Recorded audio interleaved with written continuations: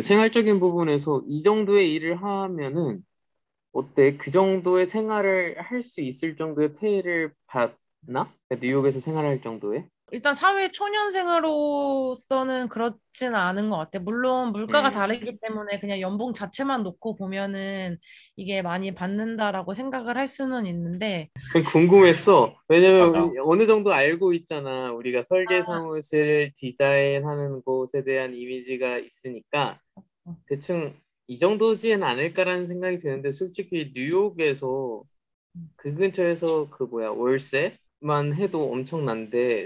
맞아. 음, 근데 한국이랑 마찬가지인 것 같아. 사실 이제 주변에 이제 건축하는 친구들도 많고 인테리어 하는 친구들도 많고 나도 뭐 공간 디자인이니까 아주 다르진 않은 디자인 영역이긴 한데 연봉 자체는 많을 수 있지만 그거는 이제 물가가 비싸기 때문에 이제 기본으로 시작하는 페이가 비싼 것뿐이고 음, 생활 면에서는 이제 처음에 한국으로 쳐도 이제 건축 사무소 갔을 때 상대적으로 페이가 좀 낮은 부분이 있잖아. 건축하는 음, 음, 친구들이. 음, 그런 거랑 마찬가지긴 한 것 같아. 그냥 뉴욕 물가랑 비교를 해봤을 때 건축이나 인테리어 하는 친구들의 페이가 결코 높지는 않은데 음, 그 차이는 있는 것 같아. 한국은 좀 그 연봉을 올려주는 거에 있어서 연차로 올려주는 개념이 큰 것 같고 개인의 성과보다는 그냥 1년차, 2년차, 3년차 뭐 아니면 직급이 승진하면서 연봉이 오른다거나 근데 다만 뉴욕은 일단 기본적으로 이직이 진짜 많고 오히려 이직을 안 하고 한 음, 직장에 있는 거를 좀 안 좋게 생각하는 것 같아. 그러니까 오히려 갈 어, 곳이 없어서 한 직장에 오래 있는다고 생각을 하기 때문에 보통 2, 음. 3년에 한 번씩 직장을 옮기는 추세고, 그리고 어, 직장을 옮기면서 그때 연봉을 엄청 많이 뛰어서 이직을 할 수가 있고, 이제 그 여태까지 했던 포트폴리오나 이런 거에 따라서, 그리고 회사 안에서도 그 연봉 개인차가 정말 커. 그냥 연차에 따른 연봉이 다른 게 아니라 개인 성과에 따라서 그래서 어쩔 수 없이 사람들이 좀 열심히 하려고 하고 자발적인 야근도 많이 하고 나중에 아, 그 얘기가 나올지 모르겠지만, 뭐 아까 그 휴가랑 관련된 걸 수도 있지만, 어쨌든 이 일을 제대로 끝내야만 나한테 그 페이백이 확실한 거기 때문에, 어쨌든 음, 그 프로젝트 자체를 잘 끝내고자 하는 욕심들이 많은 사람들이 였던 것 같아. 다들 주변에 있는 사람들이. 음, 그래서 그런 분위기고 또 그만큼의 연봉을 올려주는 폭도 큰 것 같고 사람마다 많이 음, 뭐 연차에 따라서 뭐 몇 퍼센트 조금씩 올려줄 수도 있지만 만약에 내가 거기서 좋은 성과를 내고 좀 남들보다 더 많이 프로젝트를 잘할 수 있고 하면은 정말 많이 차이 나는 것 같아. 그 연봉 올려주는 거에 있어서 4, 5년 차부터는 서로 약간 정말 못 물어보는 것 같아. 너무 차이가 많이 나니까. 그렇구나. 재밌다. 음. 확실히 이거는 아시아 쪽 몰라. 그러니까 요즘에 한국도 내가 알기로는 약간 벤처 IT 쪽은 이런 식으로 성과제 좀 많은 것 같고 연봉도 확확 뛰고 막 그런 것 같은데 친구 IT 다니는 친구들도 보면. 근데 아직까지는 설계 쪽 보면은 좀 이렇게 연차로 연봉이 책정되지 않나 싶어. 일본 같은 경우는 연봉이 거의 바뀌지가 않고 한 10년에서 15년 동안 상향 곡선이 거의 없을 정도로 연봉이 안 오르다 보니까 여기는 망했어. 망한 나라야.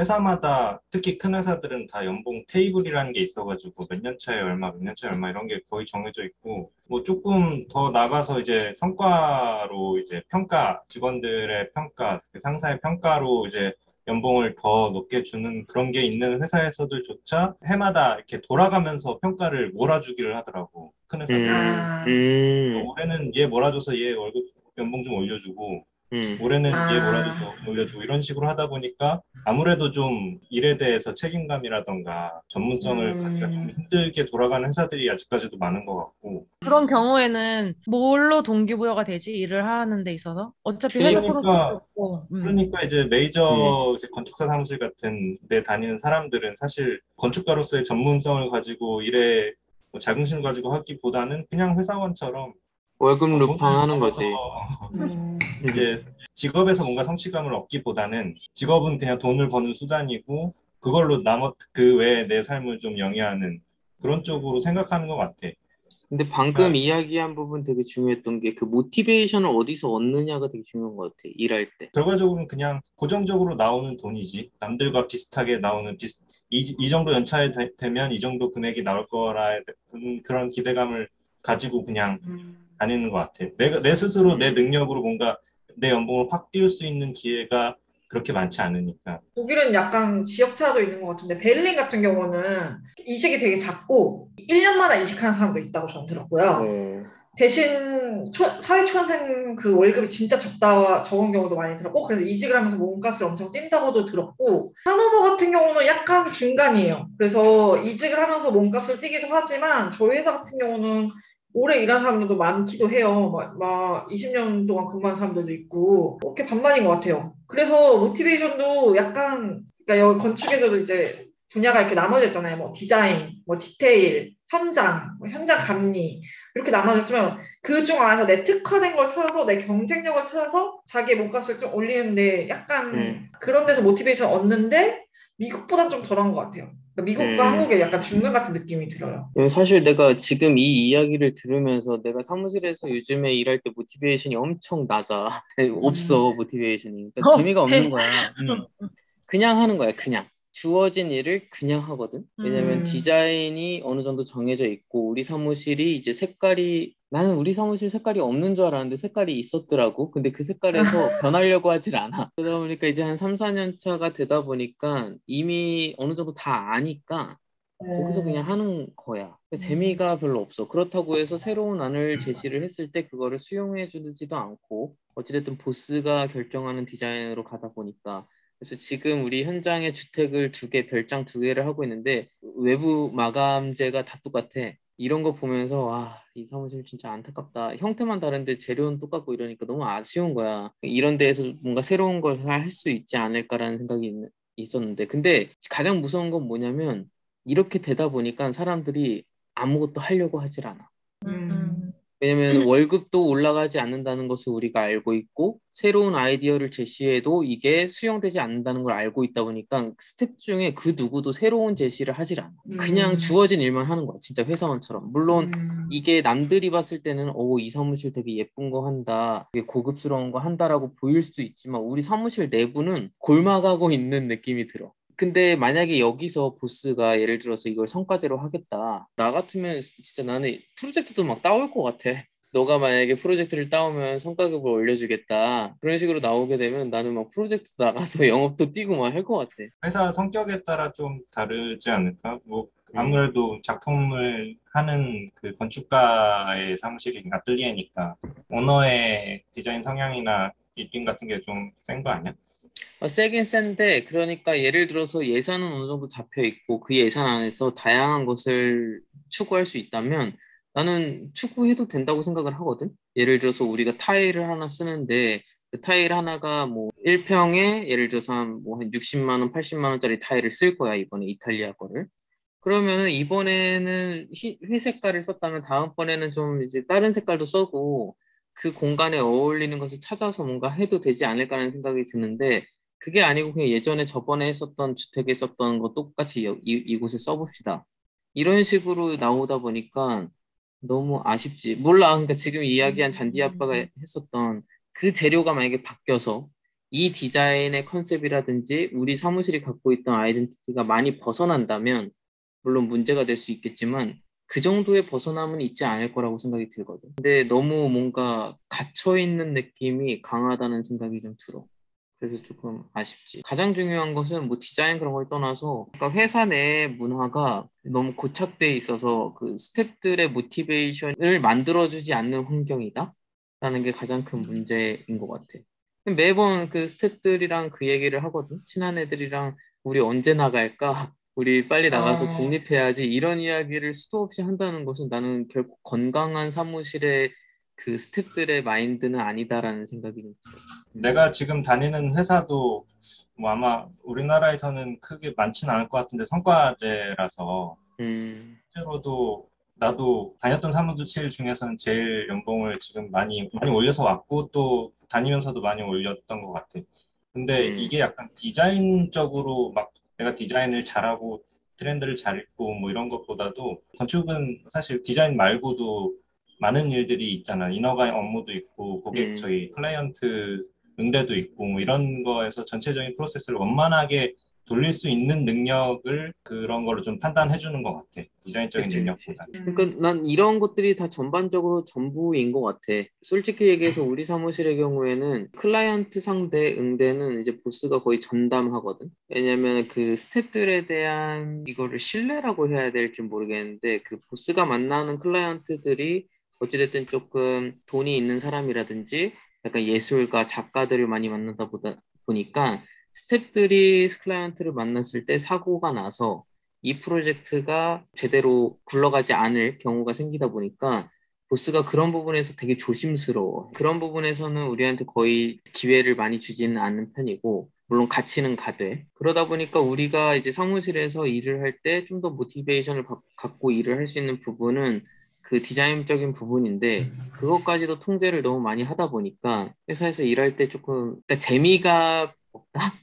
라는 생각이 좀 많이 드는 시점이야, 요즘에. 차라리 진짜 뭔가 너가 일을 많이 해서 연봉을 좀 많이 올려주겠다라는 제안이 있다면은 그렇게 하겠는데 그게 아니다 보니까 마인드 자체가 조금 천천히 하다가 오늘은 널널하게 하다가 집에 돌아가서 내일 하지 뭐. 약간 이런 마인드가 더 큰 것 같아. 우리 너무 막 건축 일 얘기만 했는데 그냥 생활적인 부분에서 좀 얘기를 하고 총평해서 마무리를 해볼까? 요커부터 한번 이야기를 해보면 뉴욕 생활 어땠어? 10년? 아, 음, 어려운 질문이네. 네, 어느 타지 생활이나 마찬가지겠지만 일적인 부분을 떠나서 사실 가족이 어디 있느냐가 되게 중요하잖아. 그 부분이 사실 제일 어려웠던 것 같고 오히려 그래서 좀 더 일에 집중할 수 있었던 것 같기도 해. 내가 많은 기회비용을 포기하고 뉴욕에 와 있는 거기 때문에 그만큼의 많은 것을 얻어가고 배우고 싶어서 만족스럽지 않은 부분이 있어도 그냥 배워가는 과정이라고 생각할 것 같고 그 이제 가족에 대한 문제가 좀 있는데 그거는 있는 것 같아. 온전히 나에 대해서 되게 집중할 수 있는 시간은 많은 거. 이 나이 때. 직장에 들어가는 이 시기, 한 20대 중반부터 30대 중반, 경조사도 많고 주변에 신경 써야 되는 부분들도 되게 많잖아, 이 시기가. 근데 해외 생활을 하게 되면 어찌됐든 내가 그 소속돼 있는 그룹, 아니면 내가 관리해야 되는 사람, 만나야 되는 사람들이 되게 한정적이 되고 나한테 집중할 수 있는 시간이 정말 많은 것 같아. 나는 그랬어. 그러다 보니까 온전히 내가 지금 하고 싶은 것들, 하고 싶은 일들에 대해서 집중할 수 있었던 부분은 되게 좋았다라는 생각은 들더라고. 완전 공감해. 음. 한국 오니까 정말 그 얘기도 꼭 하고 싶었었어. 그냥 뭔가 어떤 거? 한국 오면은 나 말고 다른 역할들이 되게 많은 것 같아. 딸로서의 음. 역할, 맞아, 뭐 맞아. 진짜 할머니랑 가게있는 뭐 손녀로서의 역할, 뭐 이것저것 정말 아까 건쟁이가 말한 음. 것처럼 그런 것 때문에 되게 온전히 그러니까 일만이 나만은 아닌 것 같은데 사실은 근데 그게 삶이잖아. 그냥 맞아, 사는 맞아. 거잖아, 그게. 정말 사는 게 아니라 정말 일만 했던 것 같고 한국에 음. 오니까 일 말고도 정말 사는 느낌이 들기는 해. 그게 좋은 건지 나쁜 건지 모르겠지만 이런저런 다른 일들이 많이 생기니까. 정쟁이는 딴짓도 많이 잘하는 것 같은데. 그러니까 딴짓도 많이 하는데, 그러니까 약간 그런 거 있잖아. 뭐 SNS 봤는데 친구들이 매주 결혼식에 가. 그 약속을 잡는다고 이렇게 친구들 나도 그룹방 뭐 고등학교라든지 대학교 그룹방에 들어가 있으면 어떤 친구는 매주 결혼식에 가는 거야. 근데 사실 일본에서는 그런 게 별로 없거든. 누군가의 결혼식에 간다는 거는 정말 친한 친구. 그러다 보니까 뭐 1년에 결혼식을 가는 것은 뭐 2번, 3번 그 정도인데 한국 친구들 보면은 뭐 1년에 뭐 일주일에 막 2, 3번씩 가는 친구들도 있으니까. 근데 아니면 저는 헬스. 한국에서 있을 때는 오히려 일만 더 했고 여기 와서는 일 적게 하고 저만의 시간을 많이 가지는데 그래서 저한테 집중할 수 있는 시간이 늘어나는데 저는 그게 너무 좀 안 좋았어요. 저는 아, 결혼식 그래? 같은 데 가서 어. 친구들 만나서 수다 떨고 싶고 모임하고 싶고 하고 싶은데 여기서는 친구가 없으니까 맨날 남자친구 만나다가 이제 여기 와서 한국 친구들 몇 명 사귀고 뭐 독일인 친구 뭐 옛날 룸메랑 이렇게 하고 한 2명 사귀고 하다 보니까 제 범위가 너무 줄어든 거예요. 음. 그러니까 거기서 오는 약간 외로움? 맞아. 그런 것도 있지. 그런 게 좀 이게, 있어요. 이게 성향 차이구나. 그러니까 매주 결혼식을 가고 싶진 않지만 그래도 내가 진짜 친한 친구가 결혼을 할 때 내가 맞아. 형편이 되지 않아서 한국으로 못 가는 그때 그 그치. 심정, 제 친한 친구 한 그치. 번 결혼을 했었는데 제가 그때 코로나 때문에 못 간 거예요. 2주 음. 자가격리를 했어야 되니까. 그런데 그때 너무 좀 그렇더라고요. 나는 거기 꼭 가고 싶었는데 뭐 그런 거. 맞아. 그런 게 진짜 많아. 그 경조사라든지 내가 한국에 있었다면 꼭 참여를 했을 것 같은 일들이 한두 번씩 안 가게 되다 보니까 이제는 되게 자연스러운, 음, 건쟁이가 없는 게 너무나도 자연스러운 것들이 되는 게 되게 아쉬울 때가 많아. 맞아요. 가족의 행사도. 그런 게 맞아요. 해외 맞아요. 생활하면서 가장 안타까운 점이긴 하지. 맞아요. 너무 우리가 안 좋은 일만 이야기했는데 좋은 점은 그러면 이제 물가가 싸다. 독일이 오. 네, 그리고 이제 한국 지금 인플레이션 때문에 엄청 물가 높아지고 있잖아요. 음, 독일도 그렇거든요. 근데도 한국에 비하면 아 천국이다. 마트 음, 물가는 아직도 부자생계 뭐 삼겹살 뭐 10,000원 뭐 이런 거 있잖아요. 옛날에는 뭐 삼겹살이 한 3,000원 했는데 지금은 뭐 한 5,000원, 4,000원 이렇게 가는 거. 근데 이제 어, 한국은 옛날부터 소고기도 한 10,000원 안 되는 가격으로 항상 사 먹었고 모든 마트 물가가 싼 게 제일 좋은 것 같아요. 근데 사람 손을 거치면 한국보단 비싸지거든요. 뭐 그래서 외식을 한다든지. 그리고 미용실 저 이번에 이 머리도 이제 한국 가서 하고 온 거거든요. 음. 그런 비용들이 독일에서는 모두가 다 비싸요. 근데 사람 손만 거치지 않으면 살 수 있거든요. 그런 음. 게 되게 좋은 것 같아요. 이상할 정도로 한국의 미용실은 되게 싸. 비싼 데는 비싸겠지. 근데 일반적인 데를 두고 말하면. 네. 아직까지도 한국에서 인건비에 대한 인식이 좀 낮으니까 음, 서구권 국가들에 비해서. 근데 근데 또 기술도 좋아. 맞아. 인건비에 대한 인식도 낮은데 잘 기술도 잘 엄청 나오고. 좋아서 잘 나오고 뉴요커는 뉴욕의 좋았던 점. 생활적인 부분에서. 일단 뭐 물가는 매너사랑 반대로 일단 물가가 너무 비싼 거는 안 좋긴 한데 우리 생활적이면 사실 나는 좀 일을 재밌게 하고 싶어 하는 사람이었거든 그전에는 기왕 하는 거 좀 아까 말한 것처럼 어차피 기회비용을 날려버린 거 열심히 하자라는 거였는데 주변에 그런 사람이 많은 게 난 되게 좋았던 것 같아 오히려 다 음, 비슷한 마음의 사람들이고 심지어 미국 사람도 뉴욕에 있는 사람 그러니까 뉴욕에서 많이 하는 얘기 중 하나가 뉴욕에 어차피 사는 사람은 아무도 없다라는 말을 되게 많이 하거든. 물론 영어를 내가 직역한 거긴 하지만 미국에서도 다들 어쨌든 자기가 살던 곳에서 사는 게 아니라 일을 하러 오던가 뭔가 이유로 다 모여든 곳이 뉴욕이라서 그 안에서 좀 열심히 하려고 하는 사람들이 많았던 것 같아. 물론 아까 말한 것처럼 업무 환경이 다르기 때문에 어쩔 수 없이 열심히 해야 되는 부분도 있는데 그런 사람들한테 서로 자극받으면서 같이 즐겁고 그 최고의 시너지를 낼 수 있는 게 되게 좋았던 것 같고 근데 음. 그러다 보니까 라이프 스타일도 당연히 달라질 수밖에 없고 근데 좀 재밌었던 것 중 하나는 뭐 예를 들면 한국에서는 좀 어려운 부분인 것 같긴 한데 일단 뉴욕은 땅이 작으니까 맨하탄이 땅 자체가 규모가 그러니까 땅 사이즈가 작으니까 그리고 다들 뭐 야근도 많이 하고 그러다 보니까 아침에 출근하기 전에 만나서 친구들 만나는 경우도 꽤 많이 있거든. 근데 아침을 그런 먹으려고? 아침 먹으려고 만나서 이제 저녁에 못 노니까 저녁에 일 때문에 아, 만나기 힘드니까 뭐 그게 뭐 매일 아침에 노는 건 아니지만 이제 뭐 만나야 되는 친구라던가 뭐 어떻게 보면은 약간 서로 좀 이렇게 에너지 줄 수 있는 부분도 어, 있는 것 같아. 힘들긴 하지만 그냥 그 힘든 게 왜냐면 다 싱글들이고 싱글이 많고 일단 압도적으로 결혼하고 이러면은 뉴욕을 벗어나는 사람들이 많으니까 그러다 보니까 어, 좀 다들 싱글들이 모여 있는 사회에서 좀 재밌게 지낼 수 있는 부분들이 많은 것 같아. 집에서도 많이 놀고, 그리고 다들 이제 타지 생활하는 사람들이니까 좀 더 그 친구들끼리 훨씬 가족 같아지는 그런 맞아. 분위기들도 있고, 그러니까 미국인 포함해서, 미국인도 어차피 음, 타지에 나온 애들이기 때문에, 그런 부분들이 좀 재미있었던 것 같아, 일 외적으로도. 그리고 음. 뭐, 그냥 문화적인 걸로 누릴 수 있는 거나 문화 예술 쪽으로는 보다는 그쪽에 강세가 있는 도시이다 보니까 근데 독일도 좋은 점 그거예요. 미술관이랑 문화를 정말 잘 즐길 수 있어요. 갤러리도 막 가까이 있고 콘서트도 음, 막 그냥 갈 수도 있고 음악회나 오페라 극장 이런 게 시민장점도 열려 있어요. 네. 음, 내가 그 해외 생활하는 친구들한테 제일 부러운 게 그거야. 한국은 뭐 요새 들어서는 많은 좋은 건축물이나 공간도 많이 생겼지만 외국에 사는 애들 얘기 들어보면은 길거리만 나가 동네 산책만 하면은 우리가 잡지에서나 보던 건축가들의 작품들이 그냥 막 널브러져 있고 그치. 그리고 뭐 유명한 그 거장의 작품 미술품들이 그냥 박물관 가면 있고 이런 맞아요. 것들이 굉장히 부럽더라고. 솔직히 일본만 해도 그런 것들이 되게 많아. 그러니까 도쿄만 해도 정말 괜찮은 미술품들. 그리고 얘네들이 어떻게 잘 구해왔어, 해외에서. 아직까지도 이 도쿄라는 브랜드가 갖고 있는 위치가 있어서 그런지 해외에서 뭔가 전시를 하거나 기획전을 할 때 되게 많은 전시들이 오거든, 도쿄로. 그러다 보니까 볼 수 있는 것도 많고, 건축물의 경우에도 얘네들이 버블 시장 때 구축해놓은 그 인프라스트럭처라든지 뭐 엄청나게 많이 이미 지어져 있는 것들이 많다 보니까 잠깐 나가도 되게 재밌는 건축물들이 많아서 그런 부분은 정말 한국 아닌 다른 해외에서 사는 게 좋은 부분인 것 같아요. 그리고 축제도 되게 많아요.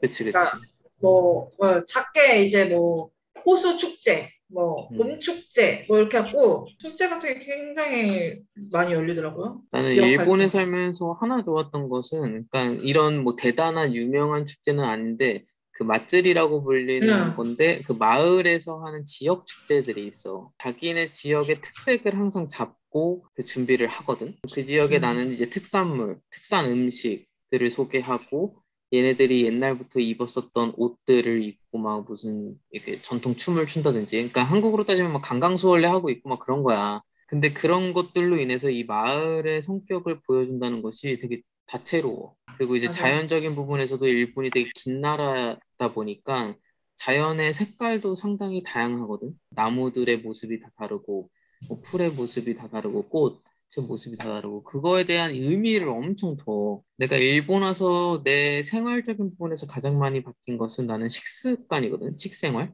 한국에 있었을 때 뭐 김치찌개를 만약에 먹어, 그럼 고기 건져 먹어. 그다음 파 남기고 그냥 뭐 다 먹었다. 밥 다 먹으면 다 먹었다 하고 버리고 막 그런 생활을 했지. 그러니까 메인만 먹지. 한국에서 밥 먹을 때. 근데 일본 애들은 다 먹어. 진짜. 뭐 예를 들어서 옆에 나오는 거 뭐 파 한 쪽가리 남은 것까지 다 먹거든. 그러면서 밥 먹을 때 얘기를 해. 요 파는 말이야, 어디서 나온 파인데 막 이런 이야기를 다 한단 말이야. 이 당근은 말이야, 어디서 나온 당근인데, 이런 식으로 다 얘기를 해. 우리가 밥 먹을 때 예를 들어서 뭐 김치가 나왔는데 김치 한 조가리 두 조가리가 남았어. 그거 그냥 버리고 갈 때 있잖아. 그 두 조각에 김치를 남길 수 없는 거야, 일본 애들은. 근데 얘네는 어렸을 때부터 그렇게 생활을 해와서 그런지 이제 먹는 거를 나쁘게 생각하는 거야? 이제 그런 것도 있어. 음식 문화에 대한 약간 그 남기는 것이 예절에서 어긋난다라는 인식도 있는데, 그 하나하나가 갖고 있는 요소들의 중요성을 생각하는 것 같아. 요 당근 하나는 어디 품목의 어디 거. 그러니까 거기까지 생각을 하다 보니까 지역성들이 다 나타나니까 다 중요한 거야. 막 우리 그런 초등학교 때 막 이 쌀 한 톨에 농부의 피와 땀이 들어가는 약간 그런 느낌? 그런 거. 근데 독일인들도 음식을 안 남겨요. 소스가 이렇게 있으면 소스를 다 긁어서 먹는 거예요. 난 소스 다 남겼는데. 그래서 빵으로 다 소스를 다 이렇게 다 긁어서 다 먹더라고요. 그치. 그래서 그치. 살찌겠는데? 나는 난 다 남기지. 그런 것들이 이제 건축에도 나타나고 문화에도 나타나고 다 그런 것 같아.